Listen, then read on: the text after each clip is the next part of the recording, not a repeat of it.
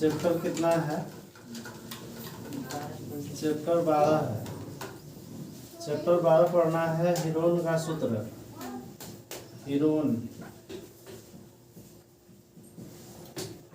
का सूत्र पढ़ना है। देखो, हीरोन के सूत्र के बारे में पढ़ने से पहले हम जानेंगे त्रिभुज के बारे में।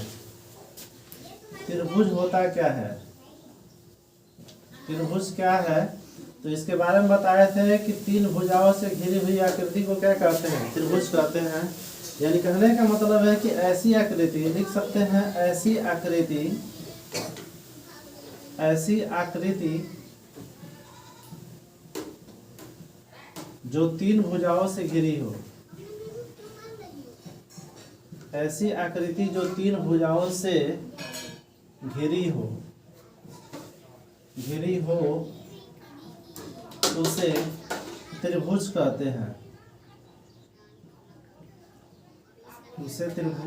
हैं। ठीक है। अब बात की जाए त्रिभुज होता कैसा है, तो त्रिभुज देखो भाई, त्रिभुज कई तरह का होता है। अगर इस प्रकार बनाएंगे तो ये भी त्रिभुज है, यहाँ पर 90 कोण बन रहा है, ये भी त्रिभुज है। कौन सा त्रिभुज है? समबाहु। इसको कहते हैं समकोण। ये तुम्हारा समकोण त्रिभुज हो गया। ये हो गया समबाहु त्रिभुज। ठीक है। और थोड़ा सा चेंज कर देंगे, इसको हम विषमबाहु त्रिभुज भी कह सकते हैं। इस त्रिभुज का नाम हो जाएगा विषमबाहु त्रिभुज कह सकते हैं। विषमबाहु त्रिभुज क्यों कहेंगे? क्योंकि ये अगर 3 सेंटीमीटर है, ये 4 सेंटीमीटर है, और ये क्या है 5 सेंटीमीटर है, तो भुजा तो अलग अलग हो गया ना, इसीलिए इसका नाम समकोण त्रिभुज भी हो जाएगा और विषमबाहु त्रिभुज भी हो जाएगा। ठीक है। इस त्रिभुज को क्या कह सकते हैं? इस त्रिभुज को कह सकते हैं समबाहु त्रिभुज भी कह सकते हैं, और न्यून कोण त्रिभुज या न्यून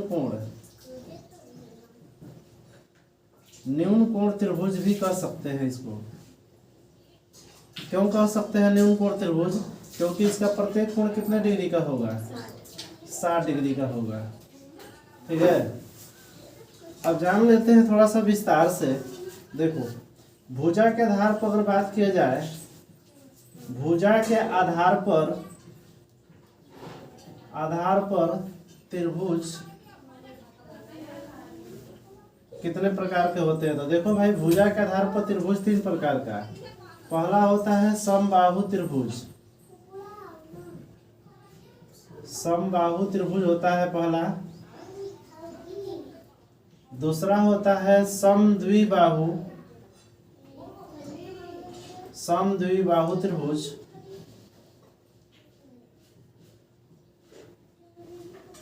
समद्विबाहु त्रिभुज। और तीसरा जो होता है विषमबाहु त्रिभुज।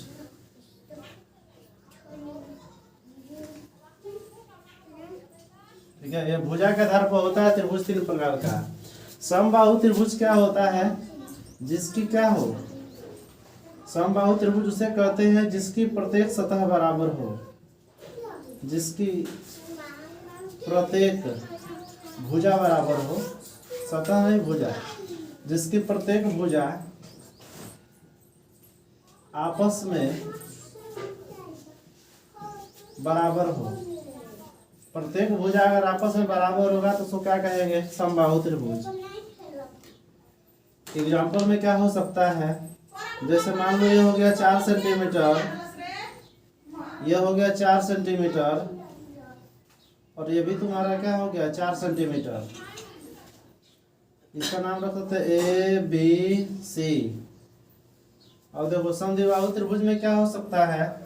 समद्विबाहु त्रिभुज ये कहता है कि जिसकी केवल 2 भुजाएं आपस में बराबर होगा। ठीक है। समद्विबाहु त्रिभुज में केवल 2 भुजा बराबर होता है। लिख सकते हैं जिसकी केवल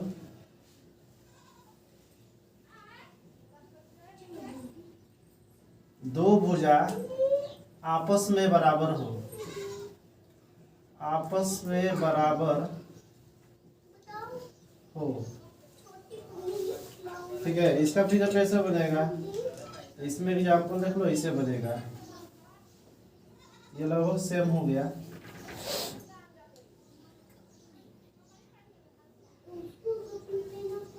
ये मान लो अगर ये 4 सेंटीमीटर हुआ, ये 4 सेंटीमीटर, तो ये हो जाएगा तुम्हारा 3 सेंटीमीटर। इसका नाम रख सकते हैं पी क्यू आर रख सकते हैं, कोई दिक्कत नहीं है। ठीक है, उधर देखना तो दिखाई दे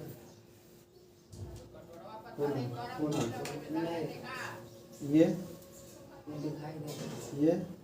दिखाई देता हूँ।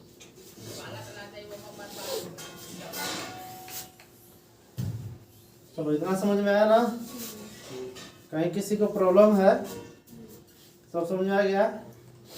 अब देखो, एक होता है विषमबाहु त्रिभुज। विषमबाहु त्रिभुज के बारे में जान लेते हैं। ये कहता है कि जिसकी कोई भी भुजा आपस में बराबर न हो, जिसकी कोई भी भुजा आपस में बराबर नहीं होगा तो उसको क्या कहेंगे, विषमबाहु त्रिभुज कहेंगे।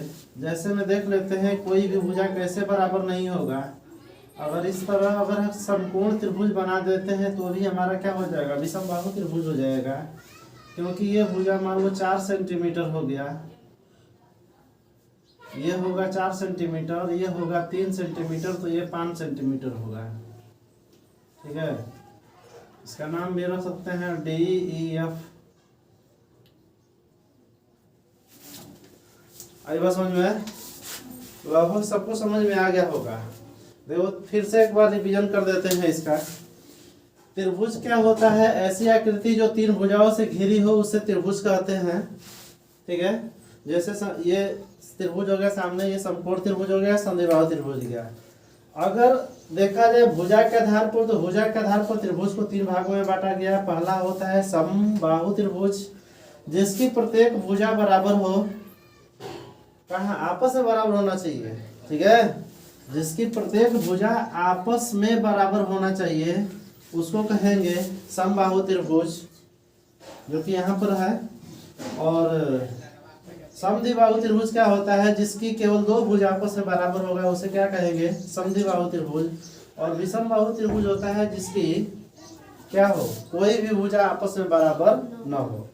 अब देखो कुछ लोग कंफ्यूजन में ये हो जाते हैं कि जो त्रिभुज होता है इसमें कितने कोण बराबर होंगे। तो सीधा सा बात है कि जितनी भुजाएं बराबर होगी उतने कोण बराबर होंगे। इसमें देखो समबाहु त्रिभुज में कितनी भुजाएं बराबर है, तीनों भुजाएं बराबर है। जब ये तीनों भुजा आपस में बराबर है तो ये तीनों कोण भी क्या होंगे, आपस में बराबर होंगे। इसमें देखो, इसमें 2 भुजा आपस में बराबर है, इसमें कितने कोण बराबर होंगे, 2 कोण आपस में बराबर होंगे। इसमें कोई भुजा आपस में बराबर नहीं है तो कोई कोण बराबर होगा, नहीं होगा। इसमें कोई कोण बराबर नहीं होगा। यहाँ भले ही हमारा क्या हो सकता है, 90 डिग्री हो सकता है, बाकी 2 न्यून कोण होता है, लेकिन कोई भुजा इसमें बराबर नहीं होगा। हाँ, एक बात और, इसमें जरूरी नहीं है कि अगर विषमबाहु त्रिभुज है तो इसमें 90 डिग्री का ही कोण बने। इसमें जो कोण है 90 से अधिक भी बन सकता है, यानी अधिक कोण भी बन सकता है, समकोण भी बन सकता है। ठीक है, लेकिन तीनों कोण मतलब न्यून कोण नहीं बन पाएगा। एक अधिक एक कम ऐसे बनाना ही पड़ेगा। ठीक है, देखो कहने का मतलब क्या है। अब देखो, वो तो भुजा के आधार पर था, अब कोण के आधार पर।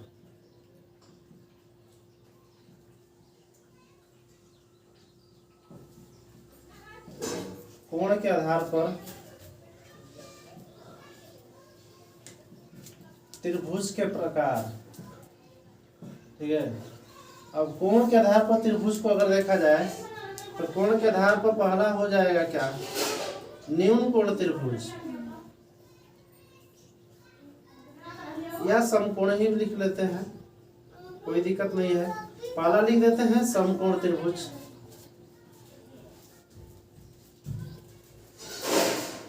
ठीक है, दूसरा हो जाएगा क्या, न्यून कोण त्रिभुज।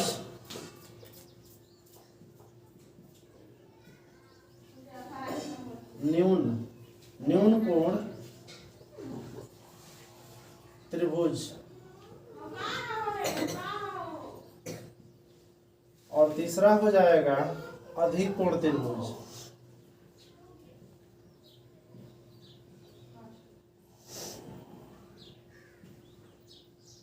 अधिक कोण त्रिभुज। अब देखते हैं समकोण त्रिभुज कैसा होगा। समकोण त्रिभुज का मतलब होता है क्या, जिसका मतलब जिस त्रिभुज का, इसको कह सकते हैं कि जिस त्रिभुज का केवल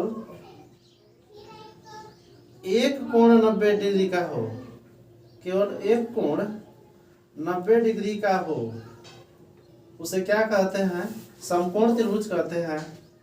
जैसे में हम यहाँ बना सकते हैं, इसका नाम रख सकते हैं ABC। यहाँ 90 डिग्री बन गया, एक कोण 90 डिग्री का होगा।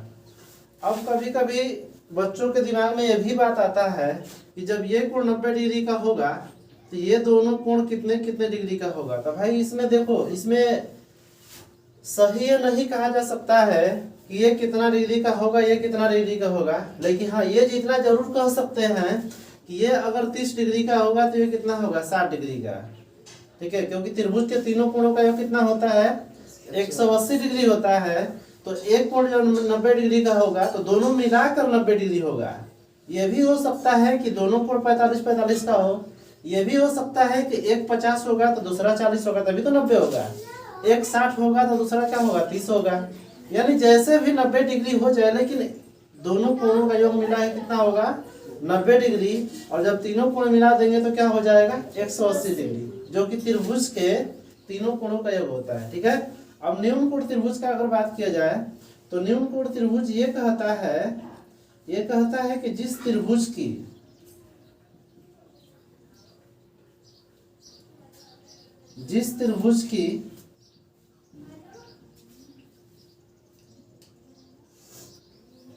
जिस त्रिभुज का रहेगा यहाँ पे, जिस त्रिभुज का प्रत्येक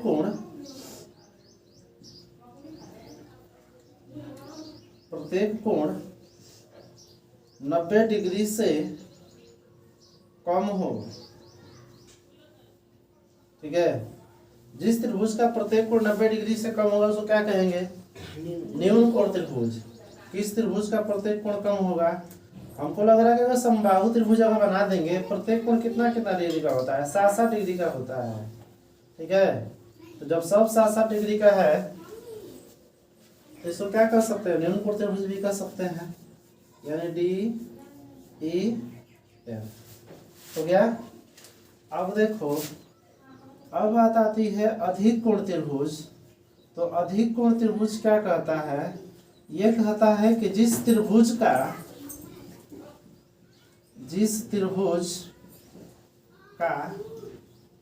केवल एक कोण, जिस त्रिभुज का केवल एक कोण अधिक कोण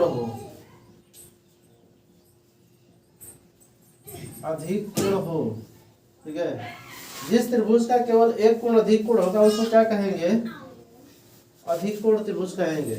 जैसे में देखते हैं, बना लेते हैं। देखो, मान लो ये कितना डिग्री का हो गया, 120 डिग्री का।